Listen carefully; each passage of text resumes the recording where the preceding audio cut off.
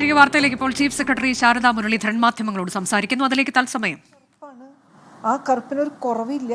ഈ കറുപ്പ് എന്ന് പറയുന്നതിൻ്റെ ആയിട്ട് വരുന്ന ഒരു മൊത്തം വാല്യൂ സിസ്റ്റം, വാല്യൂ കണ്ണറ്റേഷൻസ് ഉണ്ടല്ലോ.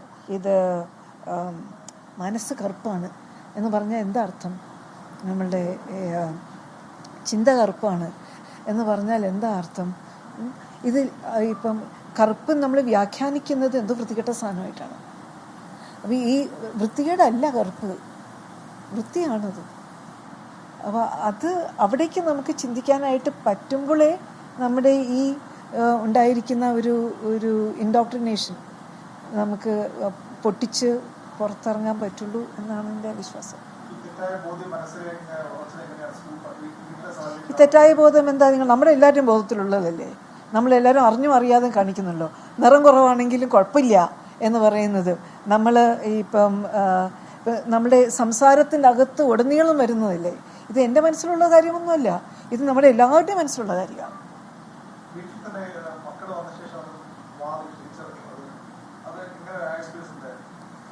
അതൊരു ഭയങ്കര എക്സ്പീരിയൻസ് തന്നെയായിരുന്നു. കാരണം ഈ നമ്മളുടെ എല്ലാവരും ഇവിടെ വേറെ ആരോടെ സംസാരിച്ചപ്പോൾ പറഞ്ഞപ്പോൾ ഈ കോംപ്ലക്സുകൾ പല ഇതും പറഞ്ഞിട്ടായിരിക്കും കോംപ്ലക്സ് ഉണ്ടാകുന്നത്. ചിലർക്ക് മുടി പോയതിൻ്റെ കോംപ്ലക്സ് ഉണ്ടാകും, ചിലപ്പോൾ ചിലർക്ക് ഇപ്പം നിറം മങ്ങിയതിൻ്റെ കോംപ്ലക്സ് ഉണ്ടാകും, വണ്ണം കൂടിയതിൻ്റെ കോംപ്ലക്സ് ഉണ്ടാകും, അല്ലെങ്കിൽ സംസാരിക്കാനായിട്ട് ഒരു ഇൻട്രോവേർട്ടാണ് എന്നുള്ളതിൻ്റെ കോംപ്ലക്സ് ഉണ്ടാകും.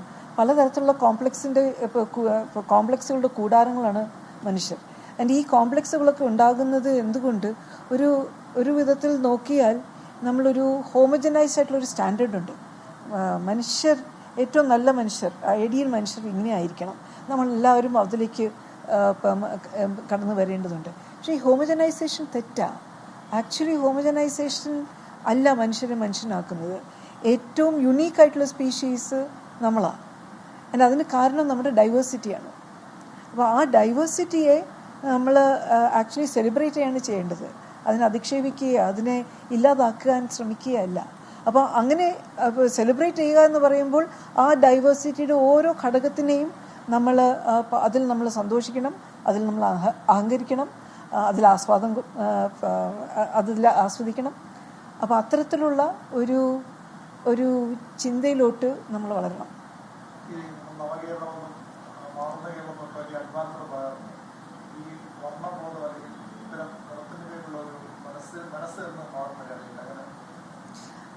എനിക്ക് തോന്നിയത് തിരിച്ചാട്ടോ. കാരണം കേരളത്തിലായതുകൊണ്ട് ഇന്ന് ഞാനിങ്ങനെ ഒരു പോസ്റ്റ് ഇട്ടതുകൊണ്ട് ഇത്ര വലിയൊരു പ്രതികരണമുണ്ടായി. എത്ര പേര് എന്നെ ഇത് വിളിക്കുന്നു, ഇതിനെക്കുറിച്ച് സംസാരിക്കുന്നു, എത്ര പേര് ഇതുമായിട്ട് ഇപ്പം തുറന്ന് സംസാരിക്കാനായിട്ടുള്ള ചങ്കുറ്റമുള്ള ഒരു സമൂഹമായിട്ടാണ് ഞാൻ കേരളത്തിനെ കാണുന്നത്. അത് നമ്മുടെ നവകേരളത്തിൻ്റെ ഒരു പ്രത്യേകത തന്നെയാണ്.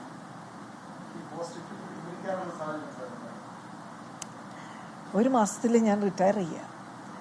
അത് വെറുതെ ഒരു കൊല്ലാപ്പിന് പോണോ എന്ന് ഇടയ്ക്കും കൂടെ തോന്നിപ്പോയി. അപ്പം അതുകൊണ്ട് ഞാൻ പിൻവലിച്ചതാണ്. ഇപ്പോൾ കാരണം ഞാൻ പ്രതീക്ഷിച്ചതിനപ്പുറത്തേക്ക് പ്രതികരണങ്ങൾ വന്നു.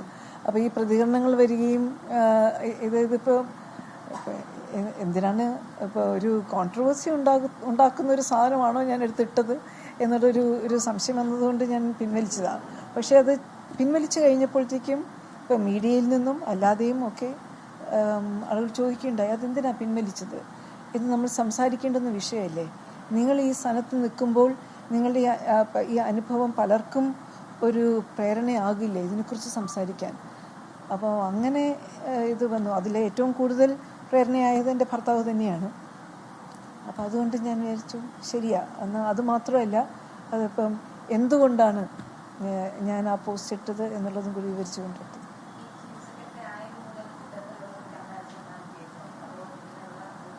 ഇല്ല, ഇതൊരു പ്രത്യേക അനുഭവമാണ്. ഇപ്പം എനിക്ക് ചീഫ് സെക്രട്ടറി എന്ന നിലയ്ക്കുള്ള ശാരദ എന്ന നിലയ്ക്ക് ധാരാളം കേട്ടിട്ടുണ്ട്, ഇപ്പോഴും കേൾക്കുന്നുണ്ട്. അതിന് ഇപ്പോൾ ചീഫ് സെക്രട്ടറി ആയതുകൊണ്ട് കേൾക്കാതിരിക്കുന്നില്ല എന്ന് വേണം പറയാനായിട്ട്.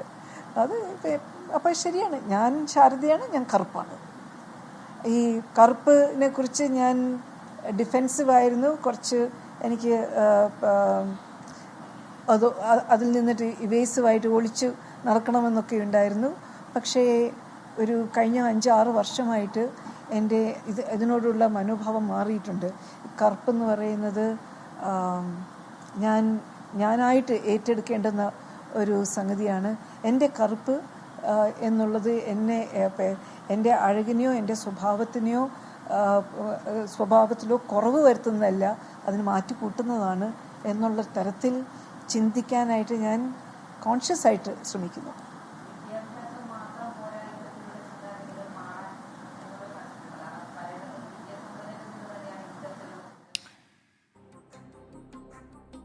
ഒരു ഫേസ്ബുക്ക് പോസ്റ്റ് കറുപ്പുമായി ബന്ധപ്പെട്ട് ചീഫ് സെക്രട്ടറി ഇട്ടിരുന്നു. താൻ നേരിട്ട ചില പരാമർശങ്ങൾ വിവേചനവുമായി ബന്ധപ്പെട്ടൊക്കെയുള്ള അതിൽ കുറച്ചുകൂടി വ്യക്തത വരുത്തിക്കൊണ്ട് സംസാരിക്കുകയാണ്.